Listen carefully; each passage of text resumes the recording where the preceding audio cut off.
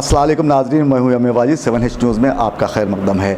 शहर बेंगलुरु के एक घर में गैस सिलेंडर फट पड़ा जिसमें 6 अफराद हलाक और मुतअद्दिद अफराद ज़ख्मी हो गए हैं। पेश है इस मामले पर 7H की ये ख़ास रिपोर्ट। कहते हैं इंसान की ज़िंदगी का कोई भरोसा नहीं होता।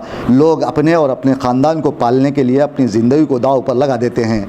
कभी कभी इंसान की ज़िंदगी यूँ बिखर जाती है कि उसे पता ही नहीं चलता कि उसके साथ आखिर क्या हुआ और ज़िंदगी की बत्ती देखते ही देखते गुल हो जाती है।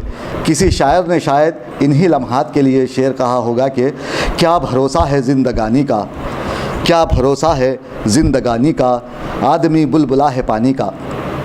ऐसा ही एक वाक़या आज कर्नाटक के इलाके ईजापुर में पेश आया, जहां एक घर में गैस सिलेंडर अचानक फट पड़ा और अतराफ़ की 4 इमारतें उसकी लपेट में आ गईं और मुनहदिम हो गईं, जिसमें 6 अफराद बरसरे मौका हलाक हो गए। रेस्क्यू टीम ने कई अफराद को ज़ख्मी हालत में मलबे से बाहर निकाला, जिनमें 2 बच्चे शामिल हैं। इस हादसे की अहम वजह बदएहतियाती बताया गया है।